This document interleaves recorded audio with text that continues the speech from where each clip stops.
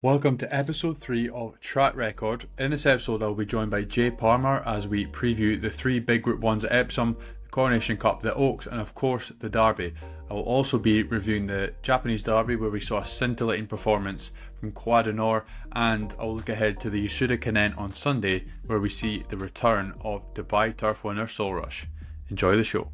Why don't we start then with having a look back at the Tokyo Yushun on Sunday where we saw Kitazan Blackson Croix du Nord run out a ready winner of the 3-year-old showpiece.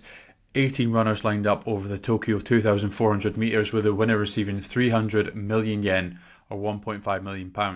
Many horses that ran in the 2,000 guineas returned here for Derby immortality. If you listened to last week's episode you would have backed the winner and third place finisher Shohei.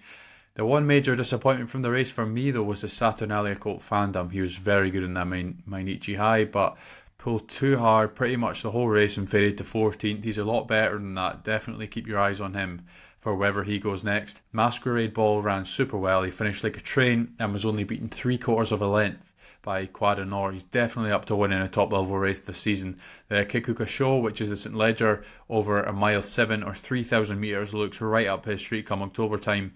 Museum Mile, the Satsuki Show winner or the 2,000 guineas, is probably better over shorter, but he still ran a solid race back in 6th. 4th and 5th place finishers Satono Shining and Eri King can definitely progress further too. But regarding Croix du Nord's next target, I'd imagine he would go for the Leger, but he's also entered in the Arc at the end of the season. Though from what I've read, it sounded like it was trainer Takashi Saito's pushing of Sunday Racing to make the entry. I don't think he'll go this year, maybe he could go next year. If we look ahead to this weekend, of course, we've got the big meeting at Epsom, but in Tokyo we've got the Yasuda Kinen as well, which is a massive Group 1, ran over a mile or 1,600 metres. We could see a field as big as 19 lineup, all gunning for the 180 million yen first place prize, which equates to roughly £936,000. Track record for the mile at Tokyo is currently held by Normcore when she won the Group 1 at Victoria Mile in 2019. She beat the likes of Primo Scene and Crocosmia that day. If you look at the betting, it's pretty tight with Sixpence, Jantar, Mantar and Soul Rush ranging in price from 7-2 to 5-1. Another very interesting runner on Sunday though was the 4-year-old Raid Oracle Trovatore. He's a 6-time winner from 10 starts who's stepping up to Group 1 company for the first time. Currently around an 8-1 shot for the Yuichi Shikato stable. Then we've also got Waterlicht. He's a 4-year-old colt from Ishibashi stable. He's been slowly improving, winning 3 from his last 4 starts, including the Group 3 Tokyo Shimbun High in February, so it makes him a pretty fresh horse stepping in here. Christophe Lemaire's mount is a 5-year-old mare bred Weg. She's relatively like the race filly for her age, making just her 10th start. She's currently sitting around 10-1 in the market. This Lord Canelo mare is already a Group 1 winner, having taken out the Queen Elizabeth II Cup in 2023. She could only manage 7th in the Dubai turf, won by Soul Rush, but she was only beaten 3.5 lengths at the line. We've also got 6-year-old June Blossom, 4-year-old Ikoro Waltz. They both sit around 10-1 for the Tomomichi and Makiura stables respectively. The former ran well in the Group 2 Milers Cup at the end of April, going down by half a length to Long Run. He's a solid horse, but maybe not my idea of the winner. Ikoro Waltz has had a solid start to his 4-year-old campaign, beating just a nose by Sixpence in the Group 2 Nakayama Kinen before lining up in the Group 1 Osaka High over 2,000 metres a couple of months ago. He only finished 4th that day, but again, short margin. He was only beaten 2 lengths. This time will be the first time he comes back to a mile since December of his 2-year-old season, where he was beaten into second by Jantar Mantar. There are a whole host of other smart performers in here, including Mad Cool, Win Marvel, Gaia Force and more. But for this episode, let's just stick with the main contenders. Most people this side of the world will know of Soul Rush. He's a 7-year-old, but he's seemingly improving as he matures. He took down the mighty Romantic Warrior in the Dubai turf back in March. Though granted, the Hong Kong star probably wasn't at his best that day. Probably still recovering from that, that thrilling scrap with Forever Young in the Saudi Cup, and I think took a toll on Forever Young as well. He wasn't at his best in the Dubai World Cup either. You could probably put a line through both of those runs. He finished 3rd behind Sixpence and Ikoro Waltz in the aforementioned Nakayama Kinen in March. His form, to me, reads really strongly, having finishing 2nd behind Voyage Bubble in the Hong Kong Mile at the end of last year. Since then, Voyage Bubble has actually completed the Hong Kong Triple Crown, a feat not achieved since River Verdun 31 years ago. I think Soul Rush is a top horse and he'll be right there at the finish. Interestingly too, for fans over here, He's been entered in the Sussex Stakes at Goodwood in August, where he would have a huge say if he made the journey. If we go to Jantar Mantar and have a deeper look, we see a really consistent colt, bar his last run where he finished down the field in the previously mentioned Hong Kong Mile. Yuya Kawada never looked too happy on him, and he was lucky not to come down in the straight when squeezed up by two other horses. I'd definitely put a line through that run. That wasn't the real Jantar Mantar. It was the only time he's finished outside of the top 3 in 7 starts for Tomokazu Takano. As a 2-year-old, he went 3 from 3, including winning the prestigious Group 1 Asahi High Futurity before running into a certain Justin Milano twice, beaten into second, then third by him in both the Group 3 Tokeno Minoru Kinen and the 2000 Guineas. His form also reads strongly, landing the Group 1 NHK Mile Cup a month after the Guineas, with subsequent Group 1 winner Ascoli Preseno behind in second. She got a rough trip that day, but has proved herself to be a top class filly, though I would be slightly wary with him as he has been off for 6 months. Though his work has been really good recently with trainer Takano. He was saying he moved wonderfully and has improved even further. Definitely a high class colt, but is he the best miler? I think, we'll see on Sunday. And I'll round out some further analysis by having a closer look at Sixpence. So he's a 4-year-old colt by Kazuna, who like Jantar Mantar will also be making his 8th start on Sunday. Main difference is though that he hasn't got a Group 1 to his record. He's won 5 starts, almost third favourite heading into the Japanese Derby last year, though disappointed, coming in 9th. Given a break after that, he reappeared in the Group 2 Mainichi Okano in October, beating Hollow Biscuits and Elton Barrows over the 1,800 metres. Then we come back to one of the main pieces of form in this contest, the Nakayama Kinen. Sixpence did well to come and collar a co-waltz, but Soul Rush came from a worse position and finished just in behind. The course record was broken that day as well, showing just how strong a contest it was. Now stepping up another furlong for the Group 1 Osaka High at the start of April, Sixpence was sent off favourite and sat third till he turned to the straight. He just couldn't really quicken and was swallowed up, eventually finishing 7th under Takeshi Yokoyama. He looks much more appealing back over a mile. Perhaps he didn't see it at the 10 furlongs at Hanshin. Trainer Kuneda spoke positively of his work recently and has put his full trust in Christophe Lemaire to help get the colt back on track. I'm really struggling to split these three, and any of them could take this race. I think though if I was going to put my money on one now, it would have to be Soul Rush. It was a really strong contest he won in Meidan, and he keeps improving as he gets older. Keep an eye on my X page and the Racing in Japan community for more updates closer to the time. Good luck for anyone having a bet in the race. Again, I will post a link to the race for anyone that's interested. But without further ado, let's go to Epsom. I now welcome in a new guest to the podcast, Jai Parmar. He is a racehorse owner. He also does some breeding, pinhooking and polo on the side. Welcome, Jai. It's great to have you on for the Epsom preview. Why don't we start with you telling us a little bit about yourself, how you got into racing and your journey so far in this great game. Thanks, Archie, for having me on. As you've really well mentioned, I do breeding, family-owned racehorses for a number of years now, ever since I was a child. I've been pinhooking now for the last kind of 3 or 4 years at the sales, buying yearlings to breeze ups. That's taken a lot of my time up recently. And then I do a lot of retraining for polo as well. And that's fantastic fun. And watching the development of these fillies and geldings that maybe not have achieved as much as they wanted to on the track and actually really flourishing through polo, it's really quite rewarding to watch. Yeah, from what I've seen on X, you're always at the sales, or you're always at a race meeting or doing polo or something like that. So yeah, it looks like it keeps you pretty busy. But before we get into Epsom, I would like to touch on the Belmont Stakes on Saturday. Of course, the final leg of the Triple Crown. It is at its temporary home of Saratoga because, of course, Belmont's being renovated. But the whole card is fantastic, especially for US and international racing fans. We've got the Grade 1 Met Mile, Grade 1 Jaipur, Grade 1 Woody Stevens, and the Grade 1 Manhattan before the Belmont. It is a stacked card, but if we just solely focus on the last leg of the Triple Crown, in the 1, 2, 3 from the Kentucky Derby, Sovereignty, Preakness winner Journalism, who it was insane last time out. I still no idea how he got up from the position he was in. Rounding out the 3 is the McKinsey Colt Baeza. Jamie Osborne sends over Heart of Honour. We've got Hill Road, who was formerly trained in Ireland by Adrian Murray. He comes here off the back of his Peter Pan win. Bob Baffert's got Rodriguez. He won the Wood Memorial a couple months ago. And Uncaged and Todd Pletcher's Crudo join in as well. Of course, Sovereignty has a freshness advantage over Journalism, but I wonder if the latter just has a bit more ability, because like I said, he was unreal at Pimlico and looks like a type of horse that would run through a brick wall for you, which he almost literally did by squeezing through that gap in the Preakness, didn't he? Have you got any thoughts on this race? And I think probably the main point is, does Sovereignty's freshness play a big role here, or could Journalism turn the tables on him? I think Journalism is such a genuine horse. He relishes the dirt. Honestly, just powers through anything. All the kickback in his face, it doesn't faze him one bit. He's a class horse, and the way he won last time out as well, absolutely unreal. Sovereignty has done nothing wrong this year. Personally, I think it's a two-horse race between the two. The Ammo horse Hill Rose, again, is done nothing wrong. It's got really good form lines. He could be a decent each-way chance.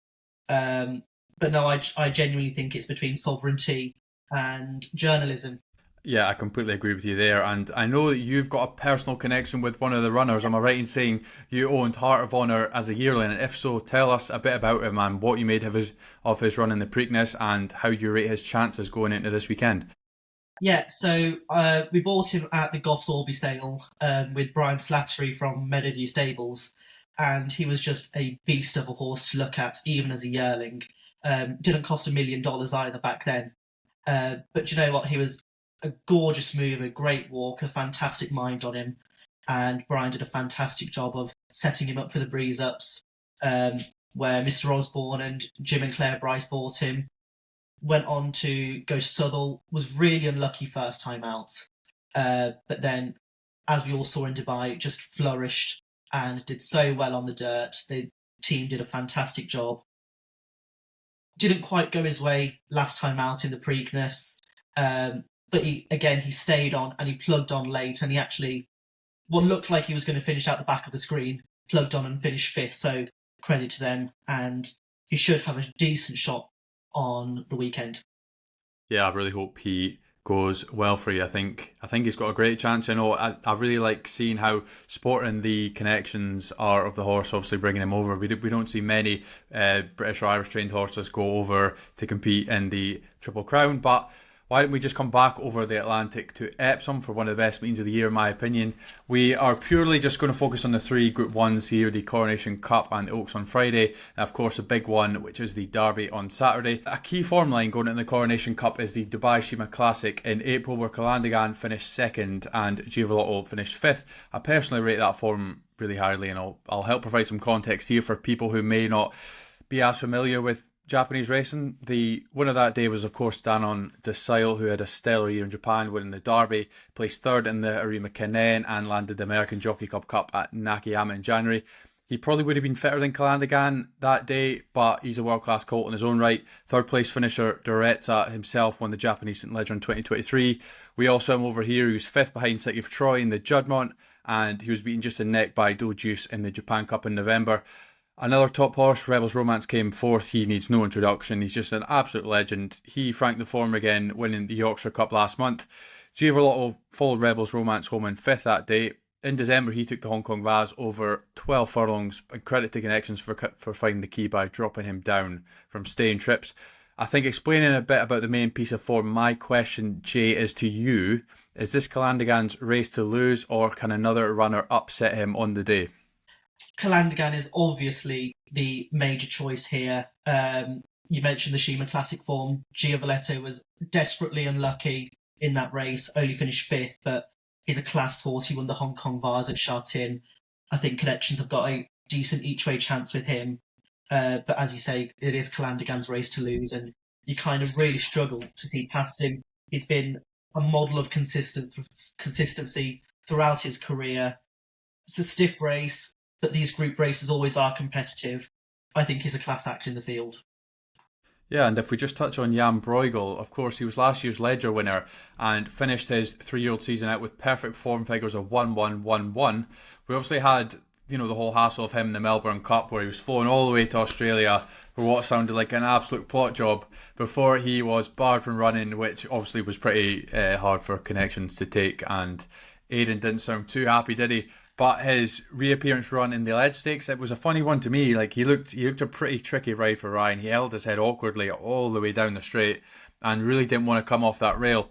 Obviously, that trip was short of his best, and he would have come on tons for the run. Could he have improved enough from that run to pose a major threat to Calandigan? And could 12 furlongs here still be a bit short for him? I think he was desperately unsuited by the speed emphasis in that race last time out. But by Galileo from Ballydoyle, they're a formidable team. You can't really go against them a lot of the time. They're so good at what they do. And Ryan's obviously got the ride. He's a fair judge. You're not going to really see past Ryan Moore's ability.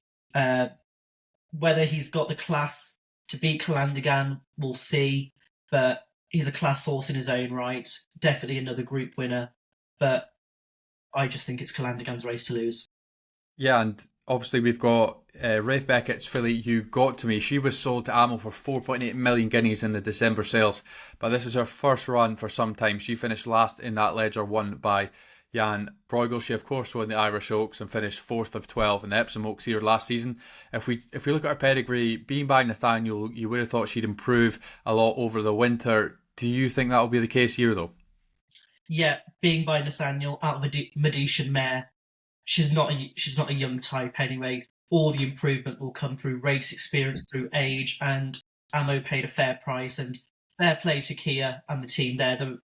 They get a lot of stick in the media, and they support British racing to no end, as you can see in the sales, spending millions of pounds and 4 million on this horse as well. I think she's got a cracking chance. I think with every race and every year that goes on, she'll improve. Pedigree suggests that. She's not one to be taken too lightly.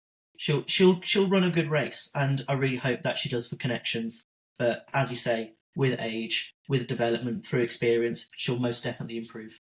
And looking at the three of those with bigger prices, Bellum Justin posted a smart effort when he landed the Jockey Club Stakes in Newmarket last month, and I think he'll keep improving as a 4-year-old. Ancient Wisdom would need a career best to challenge the market leaders here, but that's not out of the question if any rain comes. I think it's been quite sad to see Continuous used as the sort of sacrificial lamb, if you like, for the main Ballydoyle horses. He was a smashing horse a couple of seasons ago. He won the Ledger in 2023 and was 5th in the Arc. He had put in a mighty run that day. But since then, he just hasn't looked the same. Do any of the three outsiders catch your eye at a bigger price, or is this all about the main contenders? I think it is all about Calandigan. Got to have a nod to Ancient Wisdom. The team are on fire. He was 3rd in the German Group 1 as well. Bellum Justin, he's a nice horse. He's by Sea the Stars. And with that pedigree, you can't go wrong, really. But it is Calandigan's race to lose. I think Giovaletti's got a fantastic each-way chance. But it's a really competitive Coronation Cup, and I'm really excited to see which way it goes. Are we all wrong, and will it go to a total outsider? Yeah, and I think now, obviously, for the important bit, we want you to nail down a final selection. From what I've sounded like, it seems like you're with Calandigan, but Definitely. obviously he's a pretty short price. So, do you fancy any horse each way? For an each-way shot, Giovaletto. Yeah, I'm exactly the same. Obviously, with how strong the Shima Classic form is, Calandigan really should be winning this. But again, I'm not really interested in his price of 4 or 6. I've still got question marks over Jan Bruegel. Obviously, like I mentioned before, it's You Got To Me's first start since September, and I struggle to make a case for any of the outsiders. So I'm going to play Giovaletto here each way, 8-1. He's still relatively unexposed over the 1.5 miles. He could improve again from his Maidan run, and crucially, he has match fitness over the Amo filly in particular. The only concern for me is the ground. He prefers it quicker, and obviously we've had some rain. We've had some more rain forecast. That's my only concern, but I'm pretty happy to take my chances. I think if we move straight on to the Oaks, there's been 9 runners declared, with the 1,000 guineas winner Desert Flower heading the market for Team Godolphin. Ballydoyle will bring 3 from Ireland, including the Cheshire Oaks winner Minnie Hawk, the Musadora winner Whirl, and the Lingfield Oaks trial winner Giselle. Elwatine has been supplemented by Shadwell. The Newbury Fillies trial first and second come here too, in the shape of Killing Queen and Revoir, as does Joseph O'Brien Salsabil winner We Might Take the Long Way, and rounding out the field, the Musador third Go Go Boots. I think all of us are guilty for this sometimes, and it's just trying to overcomplicate a race. Desert Flower is rated £7 clear of the rest. She comes here undefeated, won the 1,000 guineas in really good style. The only question mark about her, will she stay? I mean, to me, I don't see any problem on that front. Night of Thunder is a versatile sire that way. His father, top sprinters like Highfield Princess and Sueza, also producing quality middle distance performers like Economics and Thundering Knights. Do you think she'll fully see out the trip here, Jay? I'd like to think so. As you say, she's unbeaten. I'm pretty sure Godolphin aren't going to be making any silly or rash decisions. They obviously think she'll stay. I'd also think that Whirl is worth a shot as well, being by Wootton Bassett out of a Galileo mare. That definitely stays. Convinced about that 1,000,000%. But is second string, one would presume, for Coolmore with Wayne Lorden on board. Desert Flower, Night of Thunder, you'd hope she'd stay. All of her form is on shorter distances, but the Godolphin team certainly know what they're doing, and off paper, you'd struggle to see past her. Yeah, you're bang on there. And if we look over, if we just quickly look over the Ballydoyle battalion, I would personally have Mini Hawk out on top out of those. And it isn't just because Ryan's on board. I fancied her before Ryan was jocked up. She definitely needed the run at Chester. And, you know, if anyone goes back and watches that replay, she was pushed along from home, like quite some way out, but stayed on really well. And obviously being by Frank, a little of a half sister to Kingwin, she could turn out to be top class. I think out of those three, the one I liked least was Giselle. She's obviously not the easiest to deal with. She retains the hood she wore at Lingfield. But, you know, the atmosphere in Oaks Day is going to be completely different, isn't it? And obviously you run the risk of her boiling over before the start. Just a quick thought from you about those three. Which one do you fancy the most? I think Giselle's got a lot to find on her current form, but she does have a good draw in box number 3. Well, I love the pedigree. I love Galileo Mares. I think she'll definitely stay. Huge each way shot. Fantastic that Ryan is on Mini Hawk, bred by the Sangsters, I think it is. And she won at Chester, which is fantastic form for Epsom. Both very difficult tracks. At Chester, you're always on a turn kind of thing, and you're always going to have a difficult race at Chester, and she won there. She's got plenty left in the tank. Epsom, very different task, but she's got a great chance, and it's a fantastic Oaks and really competitive. I think British racing as a whole should be proud that we've got such a competitive Group 1 fillies division this year. But from the Ballydoyle contingent, I think it's between Whirl and Mini Hawk, but on pedigree, I'm edging towards Whirl. Yeah, she was pretty impressive in the Musador. I thought she really just plugged on. She stayed on really well. Again, I think she'll have no problem staying. But then, of course, Shadwell have supplemented Elwatine, who's another filly bred in the purple, being by Debawi, and she's out of Torquil, who won the Group 1 Prix St. Allery. Again, ran a mighty race in the Guineas behind Desert Flower and what was just her second start and her first start since August last year. I expect her to improve loads from Newmarket, and again, there will be no doubt she'll stay. Debawi obviously broke his Epsom hoodoo last year with Azealia winning the Oaks, and maybe this filly can complete the double for him. How do you rate her chances in this field? You know, could it come too quick for her? I would err on the side of caution with Elwatine. As you say, this is only going to be her third start. For a filly as well, it's a big ask. She's still going to be learning. She was still learning at the Guineas last time out. It might come a bit too much for her. These young fillies, in my opinion, you have to mind them just a little bit more. You have to be really selective on where you choose. Said Bintor, clash trainer, knows exactly what he's doing. But for me, I would probably err on the side of caution. Third race, young filly, it's a big ask. Yeah, and having run through all the main contenders, who are you siding with? Are there any outsiders you like the look of either? Obviously, I touched on before, Revoir, We Might Take the Long Way. Killing Queen, which she's got a bit of a funny pedigree for the Oaks, being by Pinatubo. You know, you wouldn't really expect him to be producing top-class middle distance horses. And I think Go Go Boots, I just don't think she's good enough. You know, she's really well bred. She's another Night of Thunder. But obviously, having a look at the outsiders, do you think What one out of the outsiders do you think will run best? And then if you nail your colours to the mast with your main selection for the race. See, I disagree with you. I think Go Go Boots is a fantastic outsider. Being by Night of Thunder, John Gosden, Ocean Murphy, they're fantastic. And she's got good form. She's done nothing wrong so far. She's got a lot to find. You have to admit that. She has got an awful lot to find. But for an outside shot, that's who I'd go for.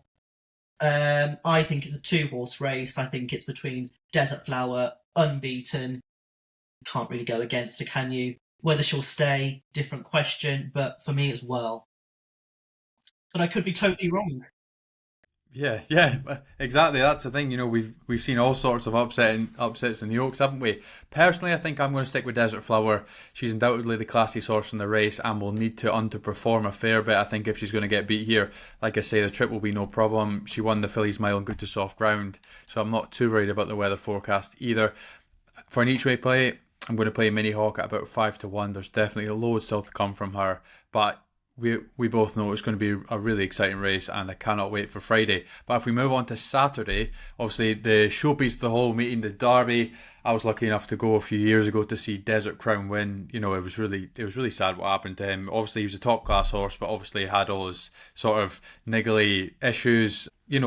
Looking at this year's contest, we've seen 19 runners, which is just fantastic. I love these. I love these massive Group 1 races with loads of runners. There's plenty with chances. There's loads of each way bets to be had. This is the biggest field since Chris Kin won back in 2003. But if we look at the main contenders here, Delacroix heads the market for Aidan O'Brien. He's one that's gone down the tried and tested route of winning the Ballysacks and the Derrinstown. He's impeccably bred, being by the bar weight of 6-time Group 1 winner Tepin, and I don't think we've seen the best of him. Yet Ryan chose him over the line in winter, so I think it's got a bit of a horror draw from the 19 box. And considering how hard he pulled in the Dante, I think connections will be keen for Wayne Lordan to find some cover early on. But just looking purely at Delacroix and the line in winter, who has the better chance on Saturday in your view, Jay? Out of those two, I'd have to go for Delacroix. Draw, huge concern for me. But I just think he's a better horse than the line in winter. He really struggled in the Dante. You'd expect him, hope that he'd prove plenty. Again, for the line in winter, draw 19 out of 19. You're really going to struggle, especially around Epsom. But out of the two, you'd have to go for Ryan's pick on Delacroix. And of course, the 2000 Guineas winner Ruling Court, he's currently second in the betting, and like stablemate Desert Flower in the Oaks, maybe there's a small question about whether he fully stays out 12 furlongs, especially if the rain comes. But being by Justify, of course, our last year's Derby winner in City of Troy, and his dam is by High Chaparral. In my view, I think he'll get the mile and a half fine. And obviously, I'd love if he were to win on Saturday. I'd love for him to go to the Ledger. I think it's been too long since the Jinsky 55 years ago now, back in 1970. I almost think, I don't know what you think here, Jay, but I think almost the Ledger especially, but the Triple Crown has sort of gone out of fashion. It's like if people have a high class mile and a half horse, especially a 3-year-old, they don't want to stretch out to the mile 6 because it almost marks them out as a national hunt stallion. Yeah, and as we've seen with Stradivarius, having a top class stayer just doesn't work out really as a stallion. They're fantastic horses and they're a pleasure to watch and follow through their careers. But as soon as you kind of get a upwards middle distance horse, they're kind of automatically written off as stallions, and the breeding market these days tends to be solely focused on speed, and I think that's a real shame. But looking at Japan, they're breeding some of the best middle distance horses in the world, and they're beating us at our own game. So I think that it's fantastic if they go to the Ledger, if he becomes a stallion. I think it's fantastic for British racing as a whole. But as you say, I think Delacroix is the class horse in the field. Yeah, but I think you're right there. Obviously, with the horses, the sort of staying horses being out of fashion. Obviously, we see with Japan, they weren't afraid to run Deep Impact over 2 miles, and look how he turned out. I think we're kind of steering away from what we're best at. Like the UK and Ireland especially have always been known as producing the best middle distance and staying horses in the world.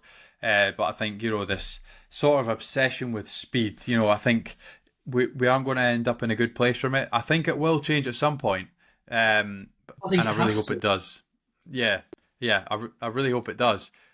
But if we just go back to Epsom here, the Dante winner, Pride of Aris, he reminds me a lot of Desert Crown, like I Yeah. spoke of before. He boasts a really similar profile, obviously winning the maiden, going straight to the Dante, and then the Derby on just his third start. He looks exciting, and I think he will have to step up to a mile and a half here. Could this new bay colt be as good or even better than Desert Crown was? Being by New Bay out of the Oasis Dream mare, you've got a pedigree to die for. He won the Dante in fantastic fashion. Whether he's as good or better than Desert Crown, we'll find out. But it was a really competitive Dante. You got the Line in Winter in there. Wimbledon Hawkeye is a class horse for the James Owen team. Damissus as well for Gosdens. He's beaten some really class horses that have also gone on and won at a high level. Whether he's gone under the radar a bit in this derby, I'm unsure. I think he'll have plenty to find with the two favourites, but he's a class horse. I think he should go well. And to me, one of the other Aidan O'Brien horses, of course, is Lamborn. I don't know if he's been disrespected slightly. Obviously, he won really well at Chester, but I think he looks more of a ledger horse and he may lack the tactical speed that some of the others may have. I think my guess is he'll probably be sent out in front to help make the pace, as we know he stays really well. But I suppose the question to you, though, is he good enough compared to some of the others in the field, especially his stablemates? Just from the Ballydor contingent, it's a little bit of an unpopular opinion. I prefer Lambourne over the Lion in Winter. My personal opinion. I just think off the back of his win at Chester, I think he'll improve plenty from that. The Lion in Winter really did struggle at the Dante. Whether he's improved, whether Aidan and the Ballydor team have figured out what's gone wrong and how to improve that, we'll find out. I think Delacroix, obviously, the class horse from the Ballydor field, but I'd have to go for Lambourne over the Lion in Winter. And two French colts have actually been supplemented in the past couple of weeks. Francis Henri Graffard's Medak and Henri Francois Devon's New Ground. I definitely say Medak is the better of the two at this stage anyway, and he was really impressive at Saint-Cloud last month. But I think he's been sort of thrown in at the deep end here with the class of race and the field size. He's never ran in a field like this. So out of Medak and New Ground, who in your opinion poses the biggest threat to those at the head of the betting? Out of the two, you'd have to go for Medak by footsteps in the sand, related to actually plenty of hurdle winners as well. So distance, not a problem. Ground for me, again, not a problem. Whether he'll be outclassed, probably. You could probably say that. He's unbeaten though, latest in a Group 3. He's done nothing wrong and has got a fantastic pitch in draw number 4. Whether he's good enough is a different question. They've paid the supplement fee, which is obviously a huge investment, but he's from the Aga Khan family, which the race this year has been run in his honour. So if he wins, I think it would just be fantastic, and what a story that will be. Yeah, that would be really good for the race. And two I put up at bigger prices a while ago on my X account were Stanhope Gardens at 25 to 1, who's now 16 to 1, and the Guineas Fourth Tornado and Letter at 100 to 1, who is now 25 to 1. If we just look at Stanhope Gardens being by Gaiath, he really should keep improving as he steps up in trip and as he gets older. Of course, it was a pretty unusual comeback in the mild conditions race at Salisbury, but the Beckett team said they had to get a run into him, and I think he had a small setback earlier in the year, but that should have left him spot on for Saturday. His form ties in closely with Delacroix having been edged out by Nick in the Autumn Stakes last year. Do you think he could spring a surprise at a biggish price? Yeah, I think the Rafe Beckett team have primed him perfectly for this race. By Gaiath out of a Dutch Sharp mare, he cost plenty as a yearling, £210,000. I think he has the profile to be a really top class stayer. Gaiath can do no wrong at the moment. He's just banging out the winners at all levels. At 16 to 1 from pitch 2, he could be really up there, and you'd expect a good each way shot from him. I think there are better horses out there in the field, probably classier, but you would hope that he could be there. It's a really competitive card, and actually you can make a case for each one of the runners. Big field as well was fantastic. I think British racing, you're always kind of eager to slander, or you're always erring on the side of caution. But I think that we should, as a racing industry, we really need to be proud of this year's Derby. We've got 19 class runners from France, England, Ireland, best horses in the country. And why aren't we shouting about it? This is a fantastic advertisement for racing. Class horses everywhere you look, riddled with group winners and potential improvers. I also think that Al Wasl Storm for Ahmed Al Sheikh has a solid chance, but he's 150 to 1. It's a class field, but do you know what? It could be anybody's race. Yeah, and you touched on Al Wasl Storm there. What a buy he was, wasn't he? Bought as a foal from the National Hunt sale for $7,000. Of course, he's by a Finnissy who is by See the Stars, so people would obviously think he's probably more of a National Hunt bred. But I think it would be a really good story if he could make the frame. I think another thing we can both agree on is how good Too Darn Hot has been in the stallion ranks so far, and he's got Tornado Alert coming in here for Side Bin Sarur. Reading the trainers' comments during the past week, they sound really happy with the way he's working, and he should take a huge step forward from Newmarket. But I suppose a bit similar to Lamborn, is he good enough in a field as deep as this? I really like Too Darn Hot as a stallion. I actually tried to buy one at Book 2 to pinhook, but went for 90,000, which was a bit too much money for a pinhook. But I just think that the stallion can do no wrong. He actually ran really well in the Guineas. I don't think he's good enough. He'll have to find plenty. But again, you can also make a case for him. He'll probably improve from that Guineas run. And again, a decent each-way shot. You would hope that actually, as he did in the Guineas, just kind of push on forward towards the end. And I think the last horse I'd like to touch on before asking your opinion on maybe any of the other outsiders you think could run well is the Dante second Damasus for Jonathan Thading Osden. You can clearly see he's improving run to run, and he recorded really good closing sectionals in the Sandown Classic trial, and I think he probably would have won the Dante if it had been over a mile and a half. He was closing all the way.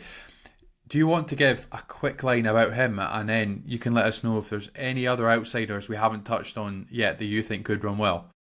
I think for me, the ground is a concern. He at York, it was good to firm, and then he raced at Southwell on the all-weather.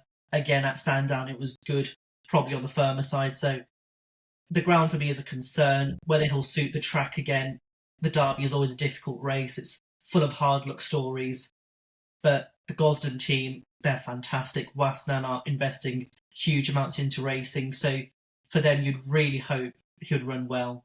Difficult pitch in 15, but he's a classy horse. He's got a fantastic pedigree by Frankel. So let's see. I think he could go well, but I wouldn't be surprised if he's the victim of a Derby hard luck story. Yeah, and we've went through the race there in some detail, so I think we can move on to our final selections now. I'll go first this time. So obviously, like I mentioned before, I've got Tornado Alert and Stanhope Gardens running for me at bigger prices. I'd probably give more of a chance to the Gaiath Colt at this stage. I think my main selection is going to be Ruling Court for Team Godolphin. He was really impressive in Maidan, very game in the Guineas. Of course, Field of Gold has come out in frank that form, landing the Irish version. I'm confident he'll stay. The only worry is like a few of my other picks is the ground. He should be fine with a little bit of rain, but I'd be hesitant if we get much more than that. I actually really like Damasus here at 12 to 1. The Gosdens know what it takes to win the Derby. He'll absolutely love the 12 furlongs here for Wathnan. I think his draw is fine in 15. It's not great, but it's fine. I think he should be alright if any rain comes. My only negative is that he could lack some tactical speed, a bit like Lamborn, like I said before. I think he'll be staying on, but I think overall he looks a solid bet. So we'll go back to you now, Jay. Who do you think will come out on top here, and then why don't you give us an each way fancy as well? For the win, I'm going to have to go Ryan Moore, Aidan O'Brien on Delacroix. It's a formidable team. Ryan's picked the classiest horse in the field. He's out of a multiple Grade 1 winner. I think he's still improving. I think we haven't quite got to the bottom of him yet, and I'd love to see him win. A quick nod again to Al Wasl Storm. The Green team, Ahmed Al Sheikh team, have been desperately trying to win the Derby for a number of years, and actually they've gone close a few times with Huya Mal and a few others. Fantastic buy, as he said, at 7,000. I'd love to see him go well at 150 to 1. I think it's a huge price. And obviously connections have always had runners that go well. I think also, I don't think he'll win. I'm not sure if he'll be there, but it's fantastic that James Owen has a runner in the Derby. He's only been training on the flat for a few years, and just to get a runner in the Derby, albeit at 200 to 1, fantastic achievement. But I just think it's between Delacroix and Ruling Court, but I'm on the Ballydoyle fence this time. Yeah, I think a lot of people will be with you on that fence. I can't wait for the race. I think it's going to be great. Personally, I think it's the greatest race in the world. Obviously, so many good stallions, so many good horses come out of the race, and it's really shaped the breed over the years. But before we go, are there any other horses you'd like to give a mention to running on either Friday or Saturday? Oh, that's a really good question. Actually, in the Derby, Prince of Arras could go well. I do like him. I do like his pedigree, but I could see him in the frame. In the dash is really competitive. I love watching it this year, and I think it's quite open and competitive as ever. But looking forward to this weekend's racing, you've got the Belmont, you've got the Coronation Cup, which we've seen fantastic winners through over the years. You've got Guyeth, Cracksman, Emily Upjohn. Will Calandigan be the next one of those? I think so. I agree with you there. I think he should win. He's been finished runner-up so many times in these Group 1s now, and I think he deserves to get off the mark.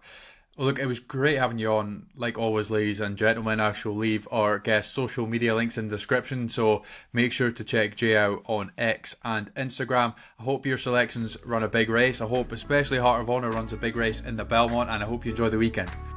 Thanks for having me on, Archie. Really great fun. Thank you so much to everyone for watching or listening, whether that be on Spotify, Apple Podcasts or YouTube. I hope you enjoyed my little preview of the Yasuda Kinen earlier. It's going to be a really fascinating race, and I really encourage everybody to watch it. And also I thank Jai Parmar for coming on and helped me preview Epsom, and we also had a little look at the Belmont as you listened to there. I will leave all the social links down below in the description. Please, if you enjoyed the podcast, leave a like, leave a 5-star rating, subscribe, follow, and I will see you next time. Enjoy the weekend, everyone.